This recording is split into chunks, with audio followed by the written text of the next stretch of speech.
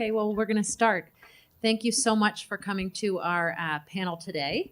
It's Crossing the Threshold, Digital Strategies to Capture Authenticity of Place. I'm Alice Walker. I'm the Director of Digital Media for the Americas for Antenna International, and I'm here with my esteemed colleagues, Miriam Bader, who's the Director of Education for the Lower East Side Tenement Museum in New York, Heather Diamond, who's the Curator for Iolani Palace Museum in Honolulu, and in absentia, I'll be filling in for a colleague of ours, Ximena Gomez, who works for the Frida, Kahlo, and Diego Rivera-Anahuacalli Museum in Mexico City, who very unfortunately was not able to come at the last minute. Today, we want to talk about a few questions that we think about in our own institutions and we feel are really relevant for house museums globally. We wanted to share those questions with you here on the screen, and we'll each talk about a couple of them in our various presentations.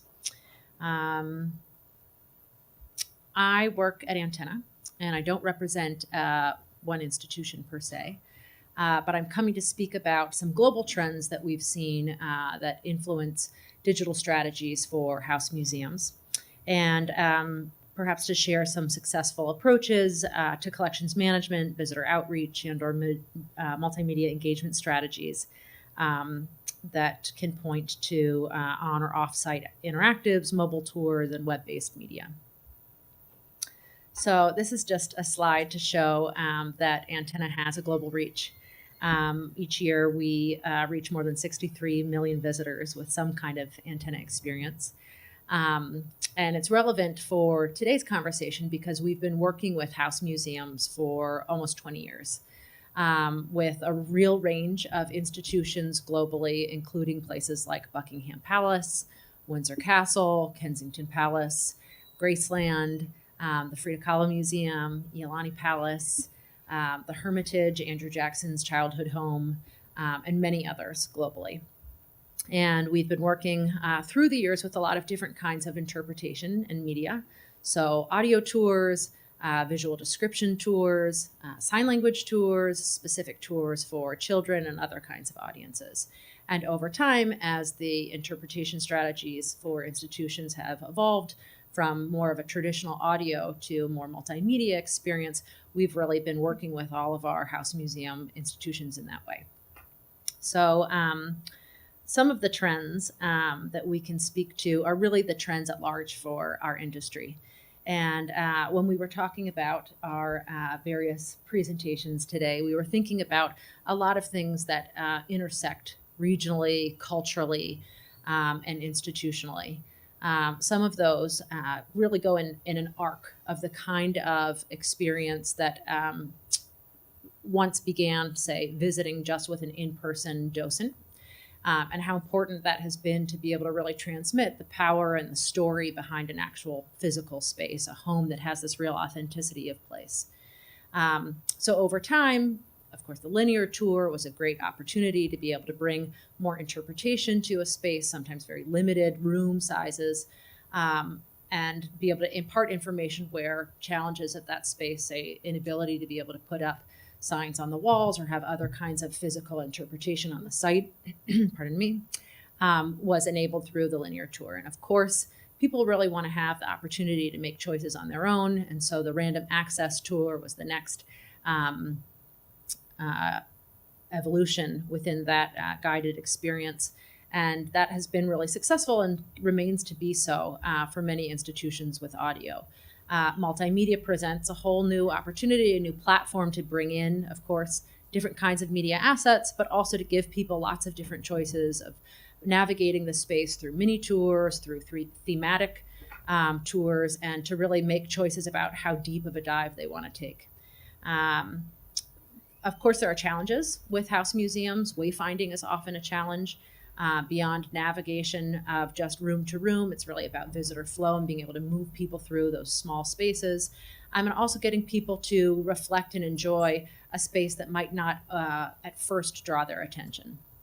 So we have seen that through the kind of beacon technology that's starting to become much more ubiquitous and available, there are real opportunities for institutions who maybe could not formerly make a big investment in something like Wi-Fi, rewiring their institution is impossible because it's a landmark space.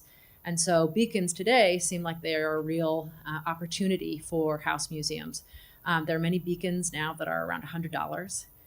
They can be painted or made to look invisible in a space. And so that's a really interesting opportunity and solution for visitors who can have information pushed to them. It's a real opportunity for access tours, for thinking about audiences who maybe have less ability to navigate through a multimedia experience, but with audio timbers could be alerted to the opportunity of listening to a stop in a specific location. So what I have on the screen here is taken from the BiteLight website. And BiteLight is an organization that I think is affiliated with MIT in Massachusetts, in Cambridge. And what they're doing is they're enabling the beacon technology to come through a light bulb. So they're working with, they create the API that links up the location of that light bulb, wherever it is, if it's in a floor lamp or it's in an overhead chandelier. And then they're partnering with the Philips, whoever the light bulb maker is, to be able to provide that kind of beacon technology in a location that's already existing in your site. So that's pretty revolutionary in the way that you might be able to then provide all of this kind of technology without having to make a serious investment in Wi-Fi and otherwise. And the triangulation, the actual proximity is very sophisticated, so much more so than Wi-Fi. There are challenges with that, of course. I think something like our bodies are made of 80% water, and so the beacons have a hard time passing through water. So if there are a lot of people in a room, it might change the accuracy, or maybe if there are enough people between you and an artwork, it could be almost like a wall. So, this is going to continue to evolve, but this is something that we've seen has a lot of promise for house museums and other kinds of sites. Another thing that everyone's talking about is prototyping. So paper prototyping, focus groups, user testing is something that we see has a lot of tangible benefits for sites globally, and especially for house museums. So one of the recent projects that I wanted to remark about is one that we found really successful in the UK for a former royal residence. Where the institution came to us and said that they wanted to have a multimedia tour for kids, because oftentimes families would visit, but the tour is really only for a general audience, and it makes it really hard because kids would go and they have all of these expectations and they weren't really being delivered upon. So they wanted to have 2 tours within the same device that would help for pacing, but they wanted to have content really targeted for actually a very young age. They thought that they wanted it to be 5 and below. And most institutions are not really serving directly that kind of audience with multimedia. So in order to do this, the team came up with a couple different approaches and decided to do some rapid prototyping on site, first with paper and scripts, then with some facsimile prototypes, so that they could really test it out for a series of months with visitors on site and with families. And although our hunch was this is probably too young of a group, we really wanted to test out our hypotheses. So they have found over this time that it has still been popular. They came up with some interesting approaches using the shields and various different iconography within the palace itself to be able to make connections. They came up with a character, and that character has different experiences in different rooms. A lot of these are approaches that we've used with success in audio and many different kinds of sites. But in this multimedia experience, then they were really able to check how the younger audience was embracing this tool. And so what they came around to see that really this should be for a 6 to 12 age audience. And so being able to embrace that kind of rapid prototype, using paper and using some quick technical prototypes, digital prototypes, they were able to really come to that conclusion without making a significant investment. And that's another way of, these tools are available to any kind of site, but are really applicable for house museums given some of the requirements and restraints. So without further ado, I'm going to pass the mic and the podium over to Heather, who's going to speak to us about Iolani Palace.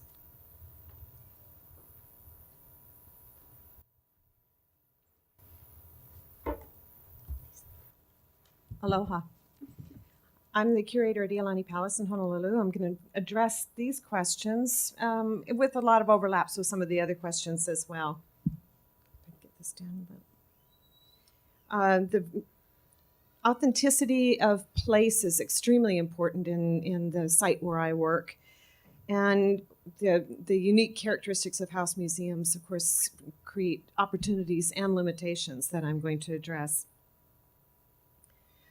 So if you haven't been to Iolani Palace is in downtown Honolulu in the historic district. It was built in 1882 by King Kalakaua. He was there with his consort, Queen Kapiolani, and then his sister, Queen Liliuokalani, was the last queen of Hawaii. This building has been used for a lot of things since it was used it is the only official royal residence in the United States, first of all. It was the royal residence. It was also the site of the provisional government after the overthrow of the Hawaiian Kingdom in 1893. It was used as the territorial government building, the World War II military government building, and then the state of Hawaii until 1969 when our new Capitol building was built. It was reopened after 10 years of restoration. They'd done a lot of damage to it in that time. And all of the layers of those subsequent eras were peeled away so that it could be restored back to what it looked like between 1882 and about 1887, with the exception of one room, which is the imprisonment room, where Queen Liliuokalani the deposed Queen Liliuokalani was held under house arrest for 8 months in 1895. So all of those subsequent layers were erased in the process of this restoration. It's a building that's considered sacred by many people, particularly Native Hawaiians. It's a lightning rod for protest. It's interestingly, it was restored about the same time as what's known as the Hawaiian Renaissance in Hawaii, the sort of a new pride in culture that came about starting in the late 70s.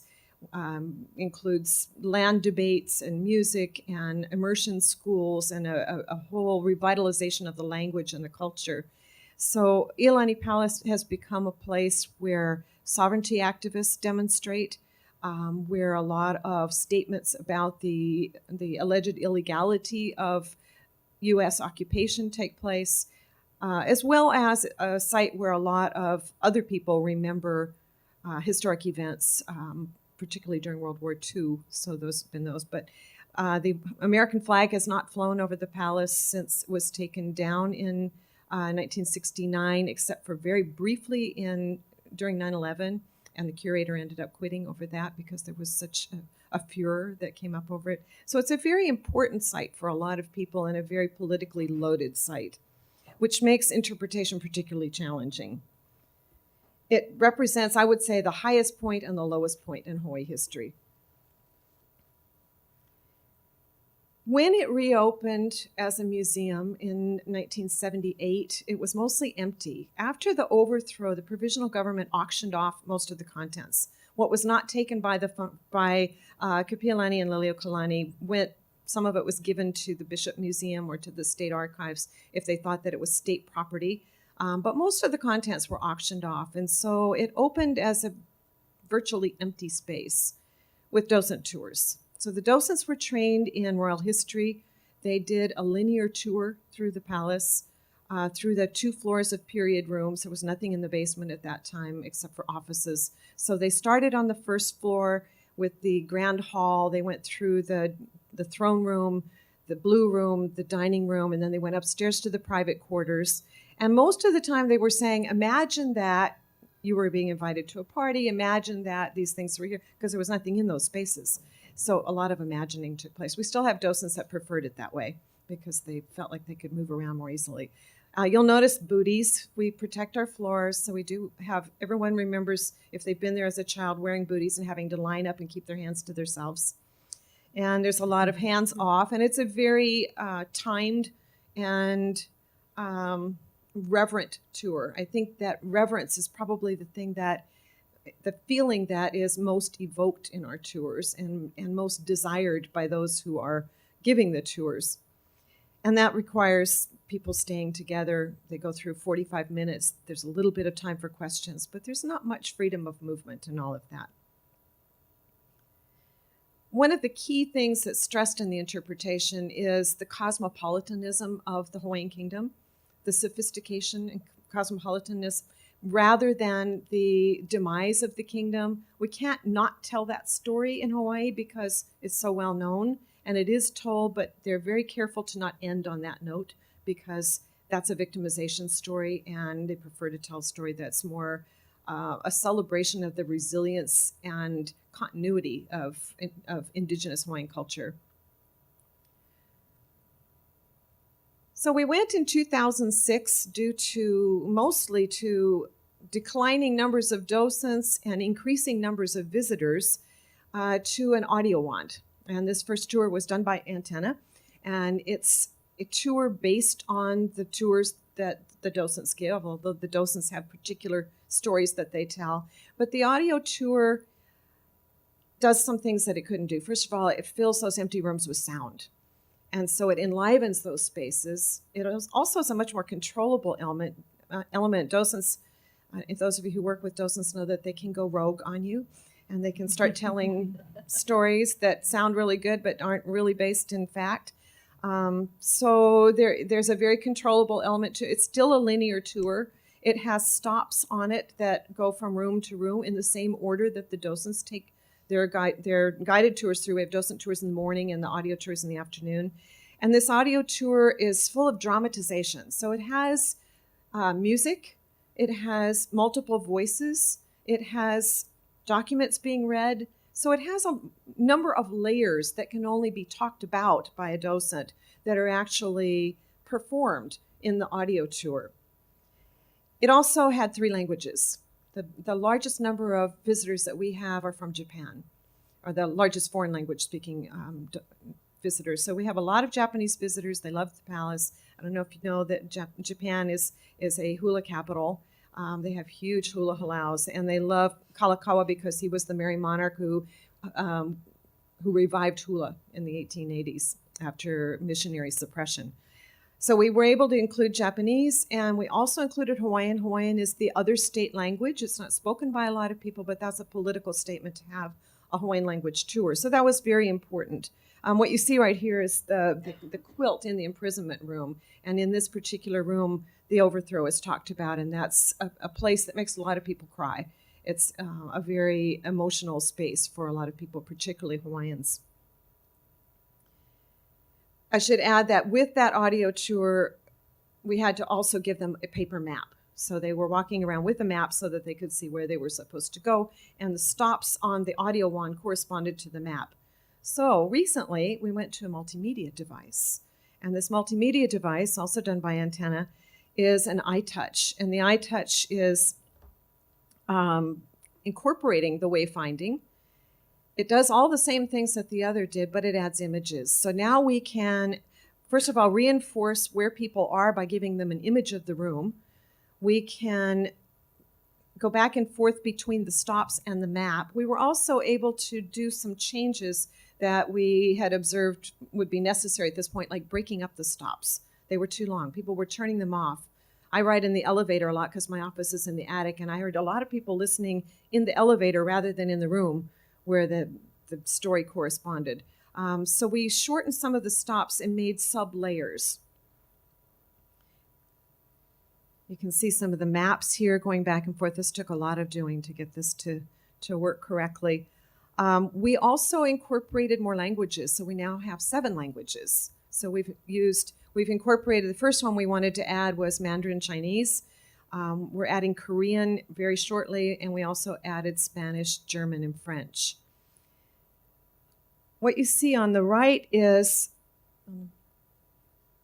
here, I'm looking at a screen that has 2 slides. What you're seeing here is one of the sub-layers that we built in. We also added some galleries. So we're a very hands-off place where people are looking at things not only that they can't touch, but some of them are up really high. So we have portraits all the way around the Grand Hall that show all of the ancestors of the monarchs. We also have these portraits of dignitaries and admirals in the dining room. So this is a picture of the state dining room. people can go to it. If they want to learn more, they can go to the portrait gallery, and then on each of the portraits, they can click on those portraits and bring them up close, and they can see who they are and who painted those and get a little more information.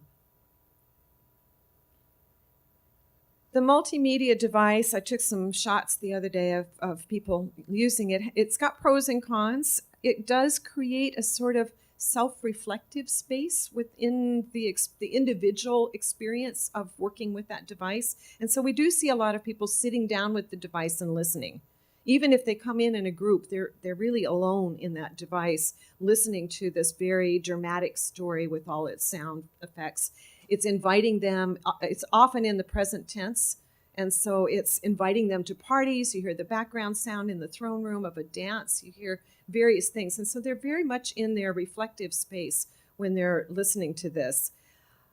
About the same time as we got these devices, we also allowed photography. So one of the downsides of this is you'll see somebody that's not even looking at the device. The device is hanging over here.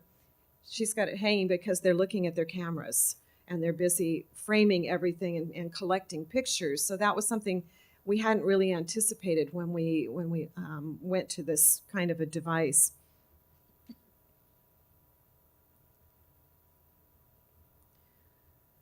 So in 2011, we did our first ever, after 30 years of guided tours, a survey, a comprehensive visitor survey. And we found out things that we already knew, like that most of our visitors were over 50. They were white. They were from elsewhere. They were college educated. They don't mind being lectured to. They like that kind of experience. What it did tell us too was, and this was very helpful for raising the grants to start doing something new and different, which you're going to hear about in a minute, was our missing audiences. We were missing Native Hawaiians. We were missing local audiences, repeat visitors, families. We were not allowing children over 5 in the upstairs because we have all authentic artifacts in very small spaces, and we were trying to protect the artifacts. We said we were trying to protect the children, but we were also trying to protect the artifacts. And so we now allow them in strollers, but they have to be strapped in. But there's nothing for them to do. All of our interpretation is age 12 on up, really.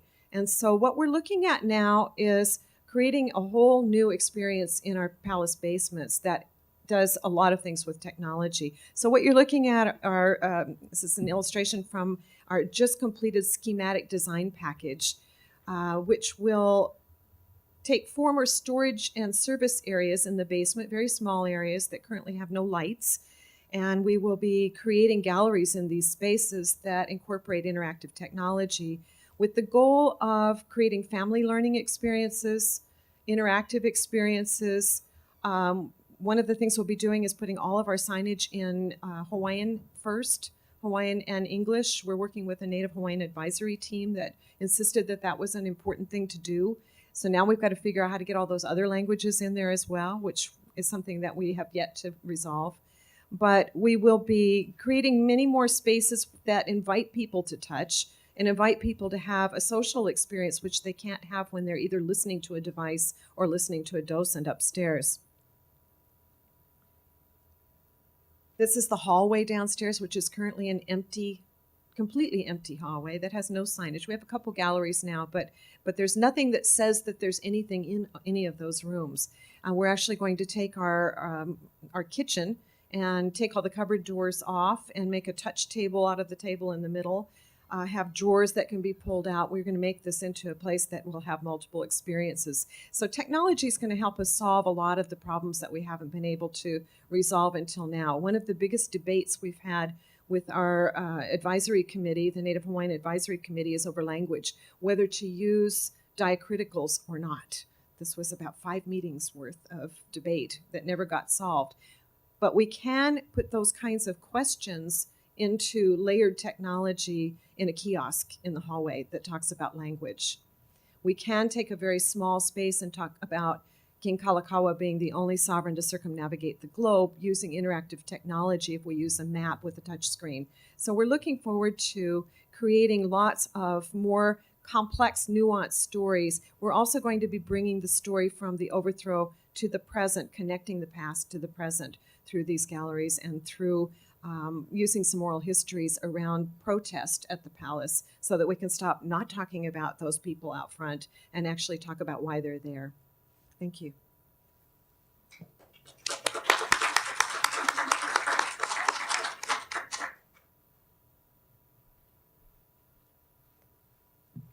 Hi, everyone. My name is Miriam, and I work at the Tenement Museum. I'm their education director, and I'm very excited to tell you a little bit about our museum's story and relationship, which is a complicated one with technology, and to really focus on the question of what's the role of technology within a guided tour experience, which is the only way that you can visit the Tenement Museum. So this is a picture of our museum. It's just one little building on a block in New York City's Lower East Side. How many people have visited the museum? So quite a few have been there. Yeah, unlike the palace that Heather talked about, there's nothing sacred about this building. It was the home of ordinary people, of immigrants. Between 1863 and 1935, 7,000 immigrants from over 20 different nations had their home inside this building. And it served also as a storefront. So you can see on the bottom level, different stores, and over 30 stores had their homes here. And what we try to do is tell the stories, those personal stories of actual people that once lived inside or shopped there and how they impacted America. And the only way you can go in is on a guided tour. Tours are kept small. The spaces itself are really small. It's a 151-year-old building. All of the apartments, for the most part, are 325 square feet. So many apartments would fit into this one room that we're sitting in. And it's really important for us, for people to have a storytelling kind of experience. So you come in with a group of at most 15 people, and you have an educator that guides you into the homes or into the shops and really explore the experience of those particular families at some time period. And hopefully, if the educator does their job really well, help you connect to those stories, sort of connect past and present, and connect with immigration on some larger way. When you walk through those doors, you leave all technology behind. We don't let cameras, we don't let tweets, we don't let Instagram. We really want you to just be present in the experience with a bunch of strangers, and become co-constructors of the storytelling that's going to happen. And while visitors cannot use technology on our tours, we have been trying to use technology on our tours. I tried really hard to come up with a succinct way to talk about our technology approach, and I struggled. I'm still not set on this one, but we really try to use technology to expand narratives and timelines within a singular space. And one of the challenges of interpreting a historic site is that once you pick a time period to recreate a space back to, you essentially erase all of the history that came before and all of the history that came after. And this was something Heather talked about too, with so much history that had happened in that palace. How do you decide which parts to interpret? And for us, technology has really been that sort of solution. It almost allows us time travel, so that people in one space can connect through different layers of history, and hopefully access things that they couldn't have without the technology there. And so what I'll take you through in this presentation is really the evolution of how this approach played out over the museum's 25-year history, starting with some really low-tech things like a boombox on the floor, then going to some really high-tech kind of magical, amazing devices. So we'll start with the low-tech. So you've now entered the building and you've walked up one flight of creaky stairs, and you're entering the home of the Baldizzi family. Rosario and Al Baldizzi enter America in the 1920s, and they live in this apartment that you're seeing pictures of with their two American-born children, Josephine and Johnny. You can see their documents displayed at the top, different photos from the family story, and the visitors are really having this immersive experience inside their home. And it's pretty intimate. You're standing inside this family's kitchen, and you're hearing about what it was like for them to live through the Great Depression, what it was like for them to have a mother who was undocumented, And how did this impact the family's life? And I think one of the most powerful moments on the tour is when the educator actually stops telling the story of this family and lets the daughter, Josephine, speak for herself through an oral history. And the visitors get to hear her memories of growing up inside of this space. And that, I think, is really where the empathy comes, where the feeling comes, where the story gets humanized in a way that without her voice, it could not be. And so I thought I would play you a little bit of Josephine Baldizzi so you could see even how a photograph on a screen can get transformed by a really evocative oral history. I remember sitting around the table in the kitchen under the window, and my mother would have made us a fried egg or something on a roll with butter, and my father would put the ketchup on it, and that was a treat every Saturday. It had to be Saturday or Sunday. We would sit around and enjoy that roll with the butter. My mother would be moving around, always cooking, serving, doing things, busy as a bee, never sitting down. The sink is where we washed dishes, where we washed our bodies, and there was a little tub next to it, and maybe once a week my mother would heat up the water and give us a bath, both of us, in one tub. Every morning she would stand in front of the sink and strip to the waist and go like this, wash her, scrub herself, and, she was extra clean, my mother. So that was very important to her, that we would be just as clean as she was. And in the kitchen, over the sink, is a shelf that has linen starch, banami, and she used to have this pink soap and steel wool, I guess to polish her pots, because they called my mother Shine 'em Up Sadie. She loved to shine her pots. And the banana used to go on the windows. It became so dusty all over. You got double work. And the linen starch, do I remember linen starch? Because it cut my neck and my brother's neck the way my mother used to starch our clothes, the shirts and the dresses and her house dresses. Everything. Linens was starched, stiff. They stood up by themselves.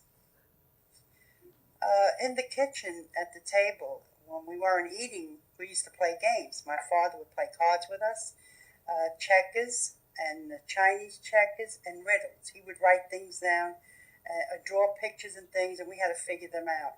And that was another way we passed our time. He always made sure that we had things to do. And he taught us how to play all the card games, rummy and things like that. The shelf above the sink, the first shelf, has a gas meter. I'm going to pause, Josephine, but I hope that just listening to that small clip gives you a sense of how you begin to look at that space differently, and the kind of intimacy that gets developed hearing her voice, her accent, tell a story, which is much more powerful than me telling them what she recalled. And on the tour, you can see underneath the bathtub, that is where the boombox was, and that's what we play, really low tech, and probably one of the most powerful and memorable experiences on the tour. And the part that also lets us go much deeper into the issues that this family story ends up bringing up. Josephine has so many memories playing with her father.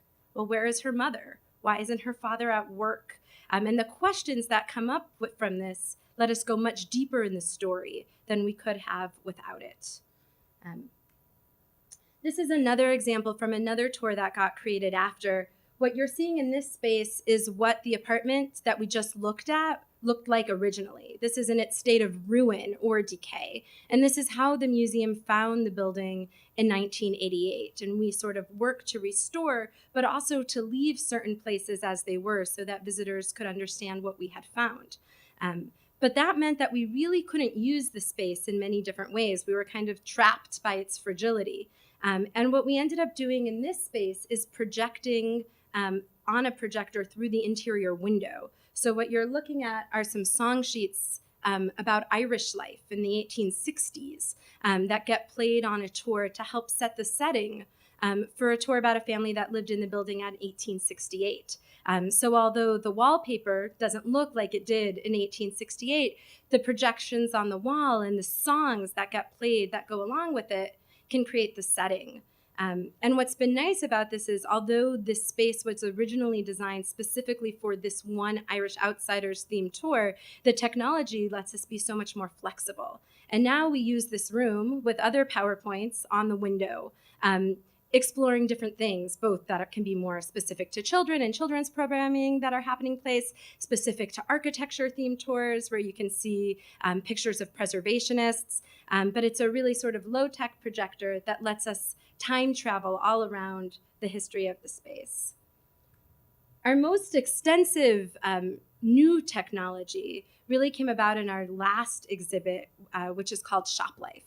And unlike many other museums and historic houses, mostly, at least for us, once we create an exhibit, it's a permanent exhibit. And so a lot of work goes into it, and then it's going to stick around forever, hopefully.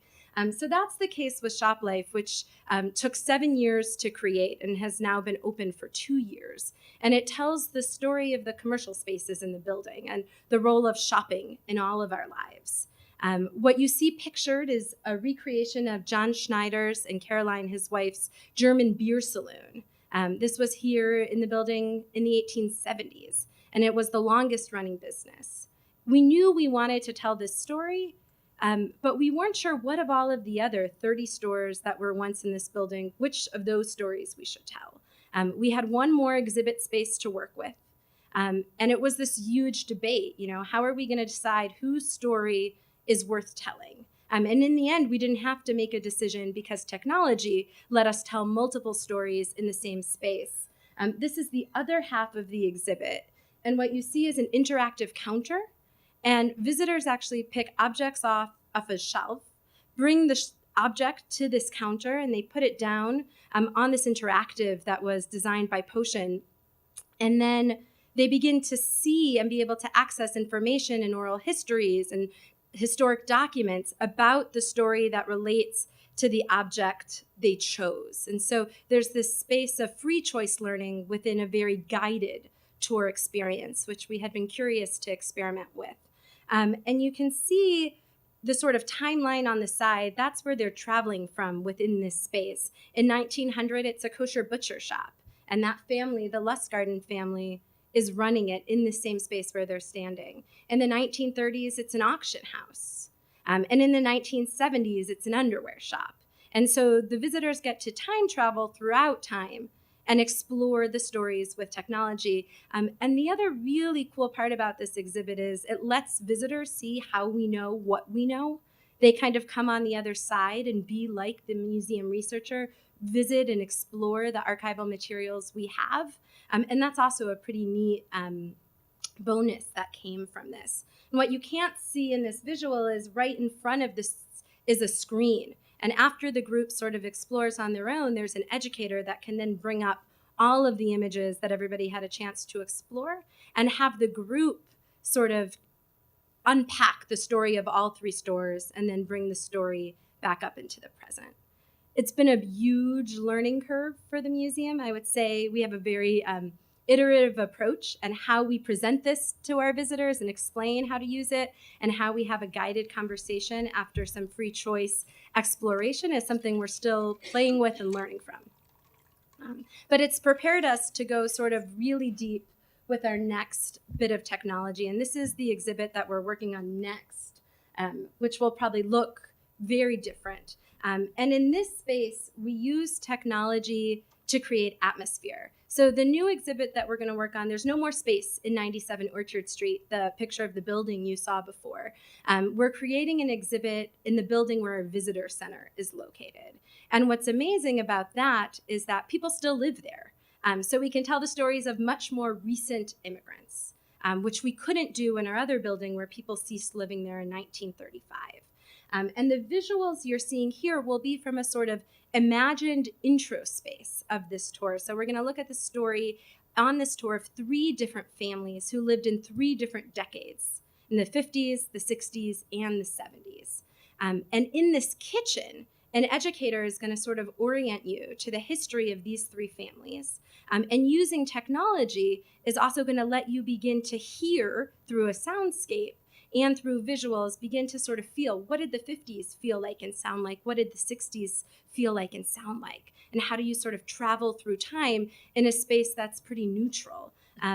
The radio would be a retrofitted sort of radio. When the educator pressed the different buttons, the sounds from those different decades would play. Oral histories would be pre-programmed in. So when you're talking about the 1950s, you would hear Bella Epstein, who grew up there with her family, who are Holocaust survivors. You would hear the popular music from the time and the sounds that would be coming from the air shaft. And so you would have this really sort of multi-sensory experience. And on the wall are digital picture frames. And so pictures of that person's family and of what the neighborhood looked like at that time would then show up. And so you can see the Epstein family pictured here. But the educator could then hit the next button and could then access the 1960s, when a Puerto Rican family, the Sayas family, was living in the building, and talk about their experience with Loa Isaida.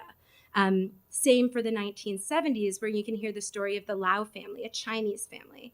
All three of these families come from different places and different cultures, but they all have a lot in common. And the technology will sort of let us prepare the groups to sort of time travel in this really amazing way where they couldn't have otherwise, and where this sort of very blank neutral space can become multifaceted and rich and inviting.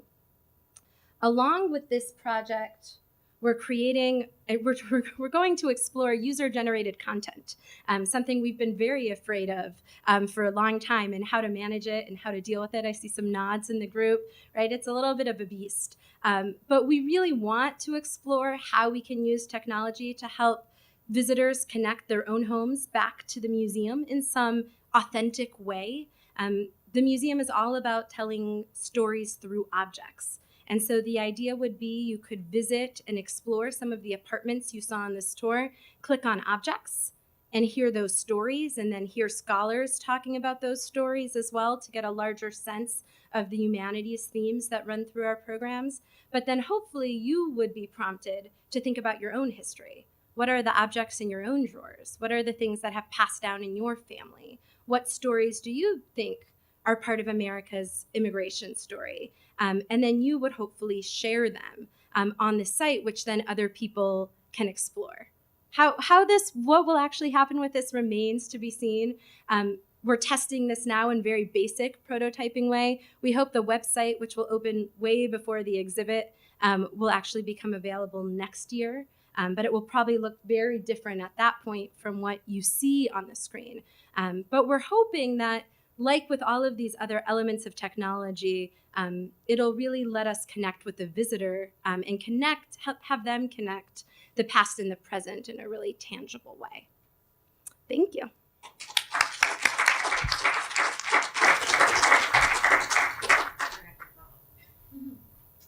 So the last institution that we're going to talk about today, I'm going to talk about on Ximena Gomez's behalf, is the Frida Kahlo Museum in Mexico City. It's La Casa Azul. And this house is the house where she was born. It was her parents' home. It's the house that she grew up in. It's the house she lived in with Diego Rivera, and it's the house she died in. So the house itself is a very sacred place for the institution, but also for the public. And Frida Kahlo is known as perhaps the most famous Mexican artist, and maybe one of, if not the most famous female artists globally. So the institution, when they thought about creating an experience, an interpretive experience, really wanted to be sure that it was site-specific. So for them, it was really important to have anything beyond the docent-led tour. They once had an audio tour, but that it would not be downloadable, that you would need to come to the site to experience it, because being in the actual house is part of who Frida Kahlo is and part of their legacy. The house itself is two buildings. There's an adjacent contemporary building that has temporary exhibitions. There's a huge, beautiful garden. And Frida was very learned. She was a like a horticulturalist, essentially. She knew so much about plants, and you can see in many of her artworks all of her real advanced knowledge in the flora and fauna that she portrayed, but they actually employed professional gardeners as well. And you can see just in the image here and the next one that the garden is really alive today. The museum itself is a combination, as many house museums are, of the building, of actual furniture that was there, artifacts which she collected, as well as her artwork, her clothing, her jewelry, and all kinds of ephemera from her life. This is a picture of the kitchen, and so you can see a pre-Hispanic stove that was very traditional, and these beautiful, huge bowls that she might have made mole with, as well as furniture that was original, even on the walls, for instance, the tiles and the amazing little pots that spell Frida and Diego. All of those things you can see as you go from room to room that they curated their environment. Downstairs, indoors, are public rooms. So the living rooms where they entertained, their kitchen, the dining room. Upstairs are the private rooms. So Frida's bedrooms, her studio, and this picture is of her bedroom. It actually has her actual death mask. So it's incredibly personal.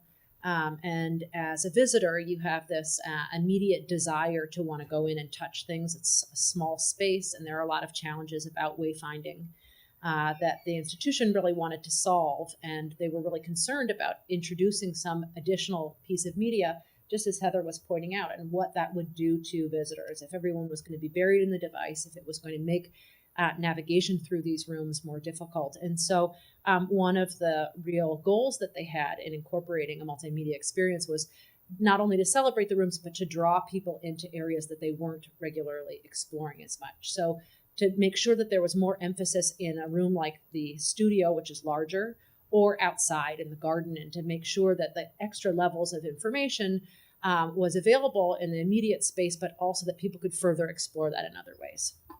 So additionally, they're really interested in making sure that people understood Frida as a powerful feminist, as a woman who was extremely educated, was political, that she made her own choices, and not the woman who was this frail artist who suffered immensely from a terrible, tragic accident in her young life, which resulted in myriad miscarriages and all of the pain that she had resulting from that accident, as well as, her complicated relationship with Diego. They really wanted to show that she was, in fact, this extremely intelligent communicator who was very well read and who was a very worldly person.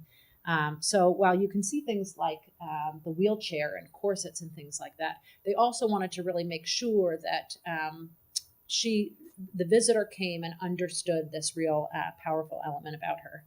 And you can see really personal objects like her paints and her belongings that are still laid out. So one of the ways that the multimedia guide really looked to create this real sense of self and spirit of Frida, to capture her, was to think about how to layer all of these different kinds of messages with media. So another element that's a challenge for the institution is they have a number of her paintings, but they are inarguably not the most important Frida Kahlo paintings, which are in many other institutions.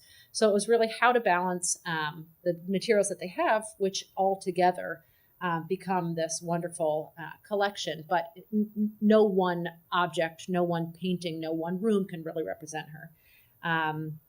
So one of the things in their benefit is there was a archive that was basically a forgotten about archive in the bathroom of Diego's bedroom, which had been lost, was completely covered over for 20 some odd years. And when they were renovating the space to some degree, preparing it, they came across this amazing archive. And so inside of the archive are photographs, letters that she wrote, and all kinds of materials and possessions that she and Diego collected. So those became really ripe artifacts for a multimedia experience. Some of the stops are audio with images, and others are really interactive stops. So the example on the screen here is what's considered like a touch and learn. And on the left, you can see a painting that she has made, and there are second levels of information. So what you see are silhouetted objects, which have sub-themes, and the one that's on the right-hand side is a picture. Part of the picture is an eye. And so on touching that, then you are led to a photograph that she took of Diego's eye, which was found in the archive. So really layering the story and giving people the options to dive as deep as they want, but really giving that full layered experience. And you can see a quote here that Ximena had shared, which was, I think, and also based in the public comments, that the touch and learn extra activities or information shown through the tour is what people have enjoyed the most. This way they show their encouragement to know more about the museum and its archive. This is another example of a similar kind of touch and learn experience, but this is inside the studio. So the designer brought many different elements from that studio together. He created a collage that doesn't actually exist there, but that seeds a lot of interest. So after someone has listened to the stop, then they want to go find where are those objects within the room. The mirror is this beautiful antique mirror, and if you touch the mirror on the screen, then you get to see a whole sequence of self-portraits that Frida made. Similarly, she decorated everything. So she created these folios with all of her personal effects and papers, and she had all of these interesting different icons to demonstrate what the contents were. So, for instance, the one about Diego maybe was a devil, and those are in a bookshelf, and she has all of these various ones. So each of the objects on the screen then has some little invitation or a secret that is revealed upon interacting with it. And this is the example of the gas mask, which was Diego's, which he used for painting, but also for political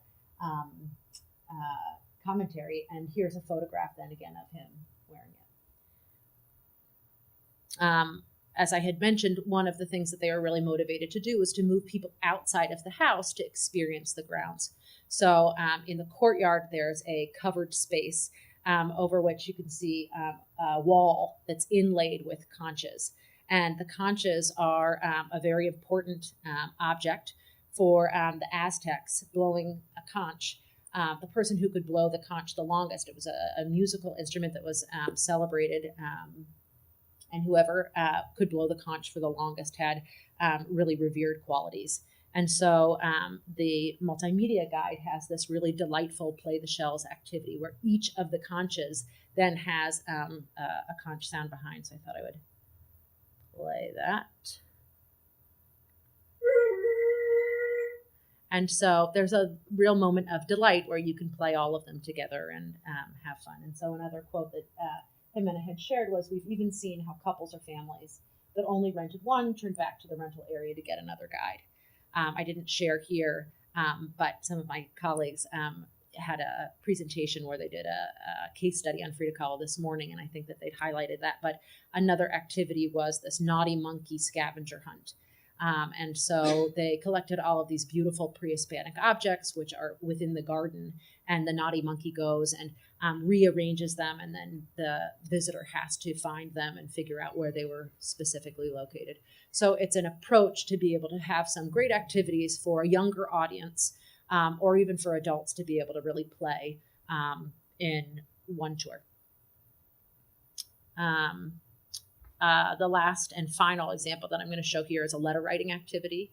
So within that archive, as I'd mentioned, are numerous letters which Frida wrote, and she had these very long, intimate correspondences with many of her friends and Diego and other lovers. And so the audience is invited to select a letter and to hear it either in Spanish and English, those are the two languages, and then to see all of these related images. So here's another one where I have this.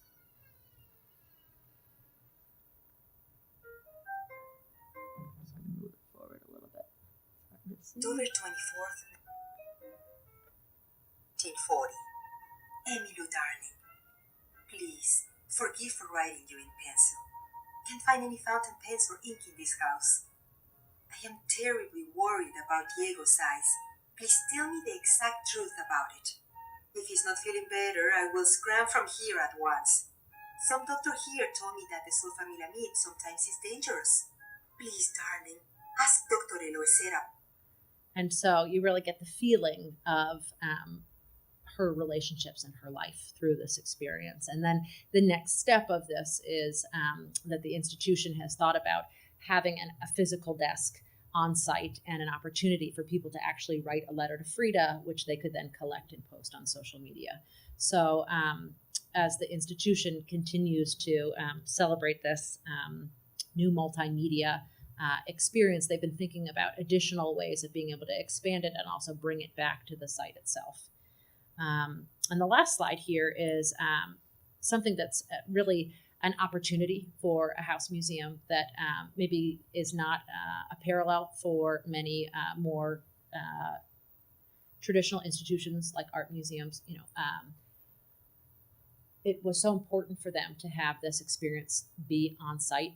And so the designer and the team who produced this really thought about how to capture all of the true, authentic colors and textures. And so really looked to the building itself and the garden for all of the imagery. So everything from the menu bars to the textures behind, everything is actually derived from the site itself. And that's something that is really a way of being able to look at what are the benefits and what are the unique elements of this institution and how can we really imbue a multimedia experience with that. It's maybe a different, more challenging exercise for an art museum who has all of the licensing issues around the objects in their collection, which often are not their own and they can't be cropped, etc. So really thinking about some of the more authentic ways of being able to mine the collection of a house museum oftentimes then makes it the most successful experience.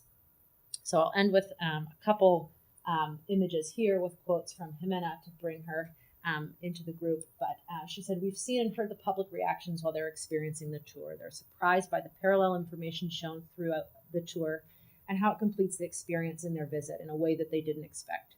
You can see people immersed in the guide and the exhibition and museum in itself." And then the last one, "For us, it's really encouraging to see the positive response, to see the visitors walking around, listening to the guide and observing all the museum spaces is really motivating." So that's it for us, and we thought we would open the floor to questions and any discussion. Please. Did you use any archival audio of Frida? Does any exist? We did not use any archival audio, and Archival audio of Diego, but there was none of Frida speaking. I mean, almost with Diego, but it's too tricky in terms of working into the story because it was about Frida, not him.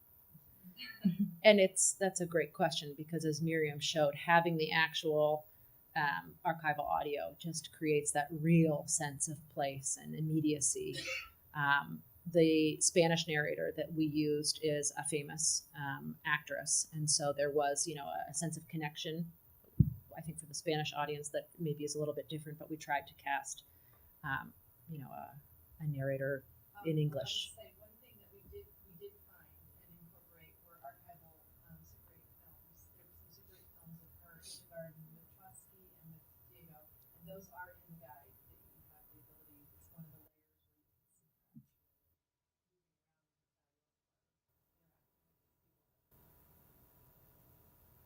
Yes. This is a question for Heather. Did you have actual audio of the King and Queen, or did you rather do the dramatization? I wish.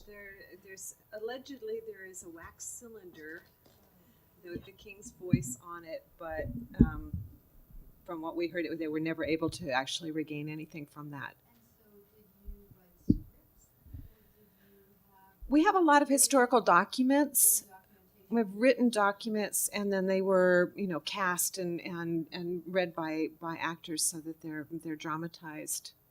So, for instance, the new constitution that Iolani was writing that provoked the overthrow, that's read, and her letter is read. And do you get, any of you, a sense that there's a different reaction on the part of listeners when it's an actual voice like it was the Valdez's daughter versus a dramatized version by Frida Kahlo or a dramatized version by anybody like that? I'm just curious to know. So we do. People definitely always ask. And some, for example, on the Shop Life exhibit, there's oral histories embedded into the stories of the different stores. And sometimes we were able to find recordings of actual people who were in that store, but other times we just hired actors to read the parts. And when people find out that that was the real person, it's like, versus, oh, an actor, okay. Does it, but they always ask. I have a comment actually related to that. Is sometimes you can find if you do some research, you can find a narrator who has a personal connection to that story. Like with whose family, come from the other side, and she had a real, very personal connection. So that can be expressed at the beginning when they introduce themselves. In our case, we have a descendant of the Kawananakoa family, who were the nephews of the king. So there are royal heirs, and so we have a royal heir speaking at the end of our sort of story arc in the audio tour. So that's very powerful. We were working with Stratford Hall, which is Robert E. Lee's ancestral home, and there were no audio tapes of any of those. Naturally, that's my phone ringing. Sorry. No, actually, it's my iPad ringing. Well, you don't get that often. Anyway, and obviously there were no audio tapes of those people around, and there were letters and there were books that had been written by Robert E. Lee's younger brother, and so we adapted a lot of the material that went into the tour because the Stratford wanted to hear the voices of family members in the house, and so we had to cast, family members. We had to cast actors to be the family members, and there was talk at one point of having one of the Lee family members that lives around, be one of the people, but then you run into the problem of if they don't have a compelling voice and they don't know how to dramatize the content, there's no advantage really to having that. But this mobile tour is soft launching today, maybe tomorrow, and I'm very curious to know how people will respond, because it wasn't my immediate inclination that we should use dramatizations. Sometimes they just don't work, and so I don't know. I think in our case, and I'm going mostly on observation, and also I teach a museum studies course, so I get the insights from my students doing site visits. My sense is that the docent tours often provoke a lot of intellectual curiosity because they can ask questions, and there's that kind of personal interaction. Whereas the dramatization seems to create much more of an emotional reaction.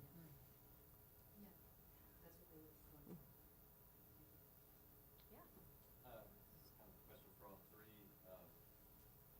but plays differently in some of the different museums. I'm interested in this development cycle of going from what was first really an oral storytelling tour to then, in some cases, then maybe like sort of audio and now there's sound effects and music to then there's sound effects and pictures and music and maybe some interactivity and maybe some video.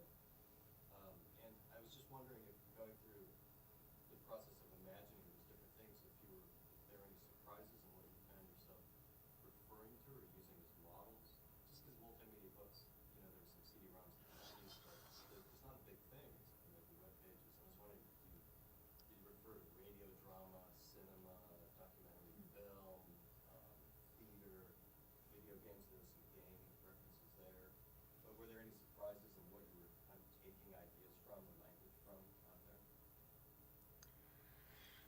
I don't know if we had any surprises. We have a pretty active staff with active imaginations, and we spend a lot of time in that building. So we all are pretty sure we hear, the ghosts and imagine conversations all the time between the people that live there. We also have a separate program that's a costume to interpretation series where we have some residents come to life. And so I think that really promotes this kind of improv with regards to the storytelling that then shaped some of this we're limited by doing, but maybe technology will let us do it, is more how we came to the tech we did, as opposed to from sort of looking at another storytelling model and thinking about it. But that's interesting to think about. Yeah, I don't have an answer to that. I think that's something we're going to find out as we move into the final design phase of this new project. And I think perhaps the reverence for the site and the political framework of everything that we do limits us a lot.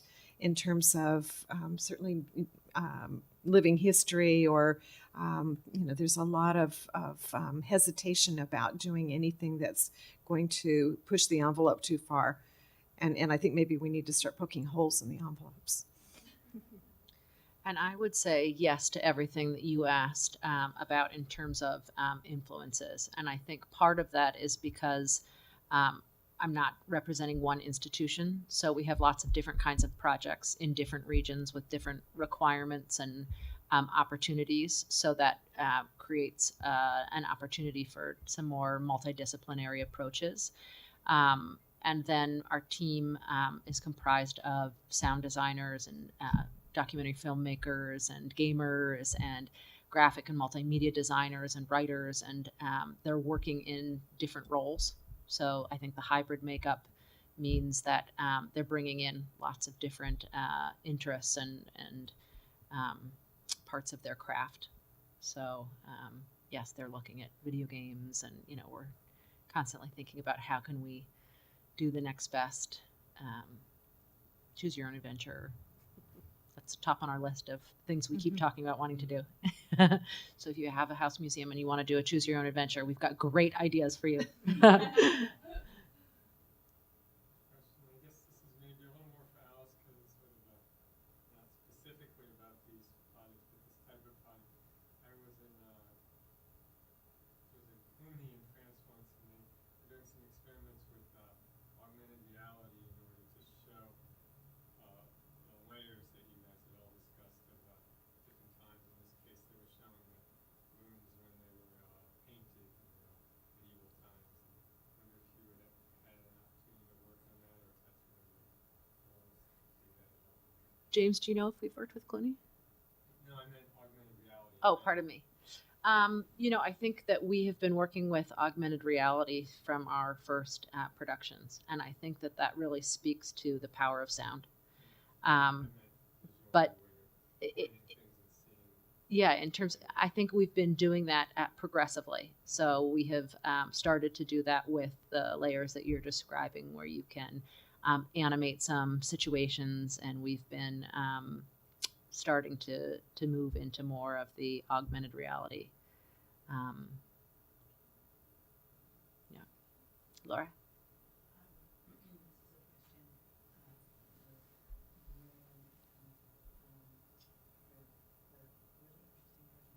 Heather. So the Tenement Museum is still entirely, the access is still entirely docent. Yeah, you can only visit the museum on a guided tour, and we choose to call our docents educators, and they're all paid. So we really sort of spend a lot in investing on the skills of storytelling of actual people. And Heather, you mentioned that there are docent tours in the morning and people take the Iolani tour in the afternoon. Is that still the case? Most days we have docent tours in the morning till about 11 or 12, and then we have audio tours in the afternoon. So my question really is about business models and capacity, and whether or not, obviously, that combination of what you guys offer is a strategic choice. Some of that's driven by physical setting, but do you think you could increase the institution's capacity for visitors if you, for example, went to all multimedia or audio tours, you didn't have docent or educator-led tours, or like vice versa, like you actually accommodate more people with educator-led tours? So from the Tenement Museum's perspective, I'm sure we could have more capacity, but we wouldn't achieve our mission, which is to really have people think about immigration and gain new insights. And we believe that that really happens from a conversation, that some of the most radical thing can be is actually shutting off your technology for a little while and just listening to other strangers for an hour. And so we're pretty committed to our model in that regard. I would also say that from a historic house museum perspective, it lets us protect our collection without also having anything in cases or any velvet ropes. So you're totally immersed in the space, and that's because there's always someone with you who can make sure that you're following the rules. So it helps with both of those things. We have erred, I think, by exceeding our building capacity already. I think we definitely are talking about building fatigue. Both our MAP and CAP studies through AAM said that we need to think about not bringing in more visitors and diversifying our ways of funding, because sometimes we really have too many people. But when we have we have 16 people on each of the docent tours, 20 on each of the groups that goes in with audio, but we still end up with too many people in the building sometimes at one time because the spaces are quite small. We have stanchions, but we still end up, we just had a table damaged recently. Somebody used hand spray near a COA table, and it's going to cost us a lot of money to refinish this table, which is on loan to us. So little things can happen very quickly in a space where you have actual artifacts.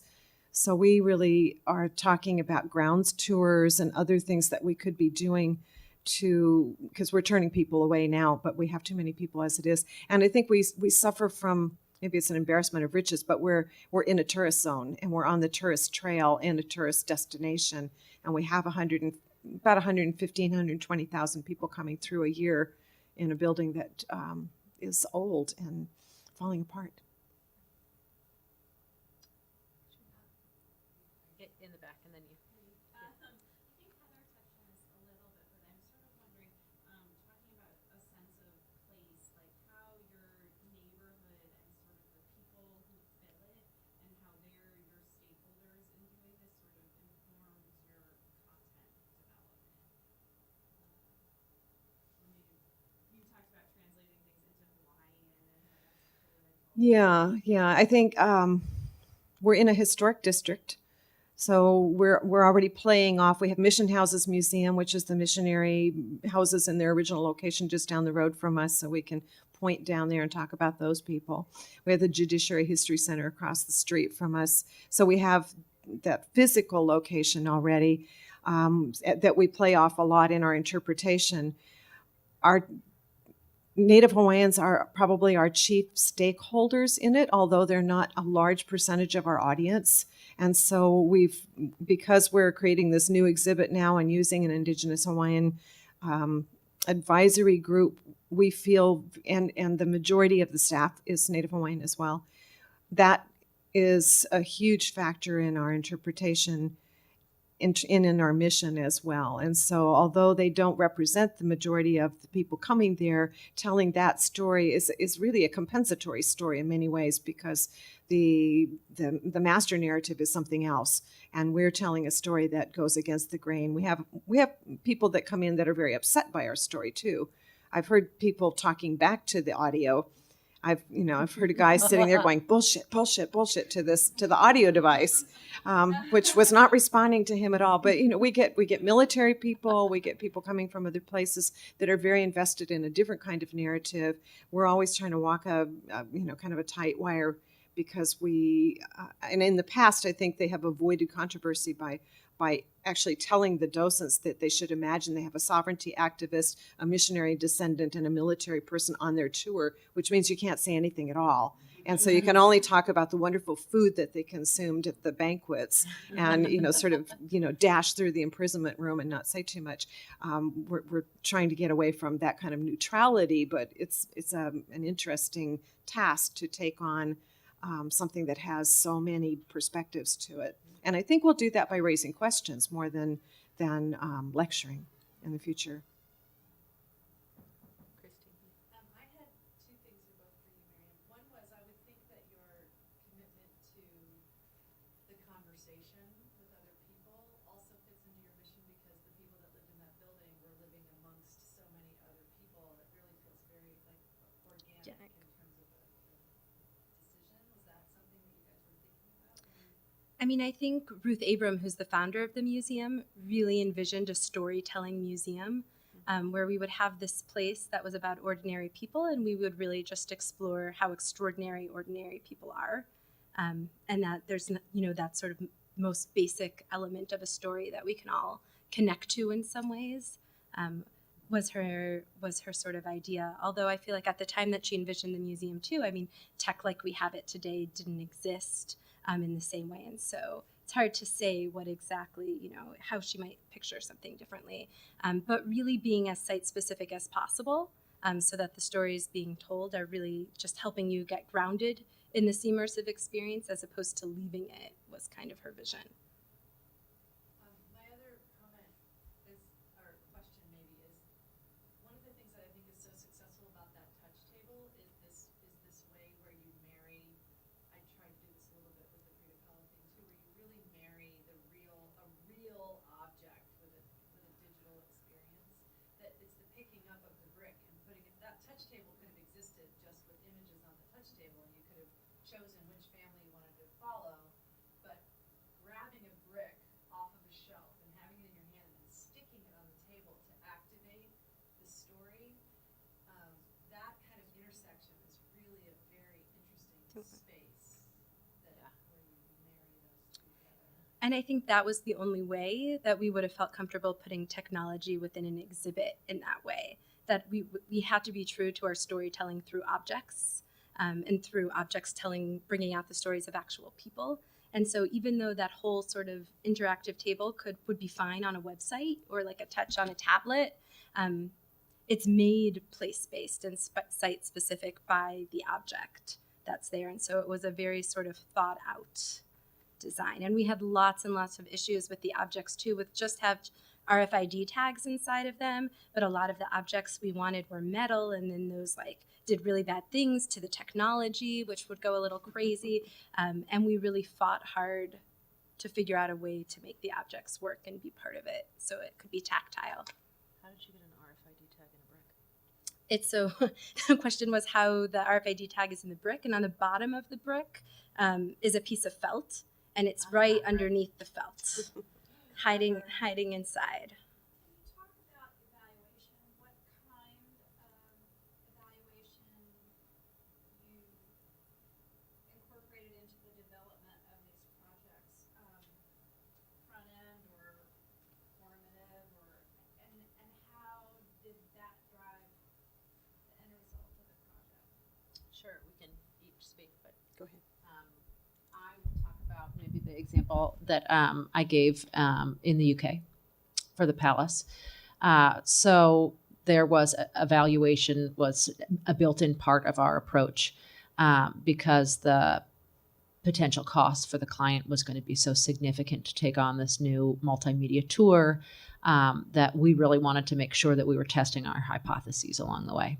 So we decided to go with a rapid prototyping approach, and we came up with 3 different script approaches and tested those first, and really started with the word and then some of the audio and then some of the experience with, a paper prototype, and then really implemented something for this kind of, I think it's a 3-month trial on site. So really looked to bridge each of those with conversation and collaborating with the institution, and then bringing it to the audience, because you really want to make sure that you're testing with actual people who are using it.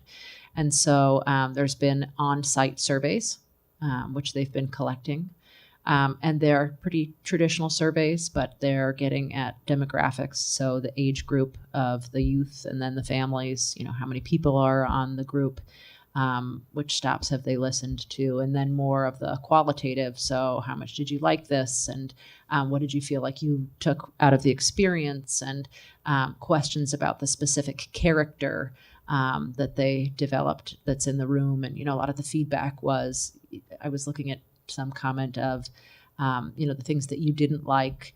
I liked the toilet, in the bathroom, and I also really liked this character. So what would you like more of? More of the character in these different places, So they're really testing to make sure that the things that they thought were going to be effective were in fact effective. And then they're looking at some of the standard measurables, but just take-up rate for a specific age group and then the qualitative responses for that age group to really hone that, yes, indeed, that 6 to 12 age group is going to be better served than the 0 to 5. So was there any room in the project for adaptation as a result of that? Yeah, so right now we're still kind of in that trial area. So it hasn't been fully built and deployed. So the next step is to really make those decisions and then fully roll that out with all of the, it's supposed to be a parallel experience. So there'll be a stop in concert with all of the general tour stops. So it will be a larger production. So we're always doing evaluation. We kind of see it as an ongoing process all the time, always happening. For the Shop Life exhibit, for that interactive table example, we started with paper prototyping. So we just had pictures of some of the images related to some of the stores, and then we would just pull in visitors from other tours, come and have a cookie and join us for a focus group, and literally just see which papers were more intriguing to them, what did they want to pick up. We did hundreds of those. And then eventually we got to a place where we had like a mock-up with actual tech. And then we sort of continued to sort of tweak the language, tweak the directions. And there's a crew of sort of educators that just give this tour. And so that team became really involved in giving us feedback because they're on the floor all the time. And they would meet and sort of share best practices, what questions really worked, what statements really explained how to do this. And then people are, I'm still changing and trying new things every time I do that tour. So we don't sort of ever see it as finished. We don't believe in scripts. So there's never any sort of, this is the final version of the tour. It's something that's going to keep shifting over time. And there were surveys and all of that in addition. Does that mean that you have a content management system so that you can update the content yourself, or you have to go back to posting each time? So we have a content management system where we can update the text, and that was really important to us. I had worked with Potion at the museum at Eldridge Street where I'd worked beforehand, where we didn't have access to the CMS, and making changes became really painful. And we also didn't plan properly for all of the cost and time that should go into your contract of all the upkeeps and updates of these technology tools. So at the Tenement Museum, we're talking to Potion all the time, always tweaking things, but we also have the ability to change the narrative, or, we made new objects just for school groups or for people who English is not their first language, and they see a very different amount of information and a size of text than with the other objects that the rest of the public are using. So it's allowed us a lot of freedom, which lets us then use the technology more and in more flexible ways to meet the needs of our visitors. And you probably guessed from the fact that we didn't do even a survey for 30 years that we don't do evaluation. We have never done evaluation. So as somebody who's fairly new to the Palace, I will be there 4 years in January. That's one of my objectives. So I'm building it into these projects. I'm making sure I write grants that require evaluation as part of the project. And so that survey was the first step in that direction. And I'm actually working on grants right now for the implementation phase, and we'll be contracting with an audience research firm to design that, because I have a staff of 3, myself and 2 people, collections manager and a curatorial assistant, and we don't even have an educator. So in a case like that, you need to contract with outsiders and start educating the people on the inside about why this is necessary.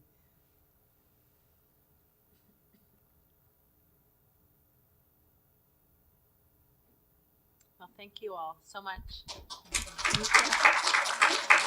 Yay. Yay.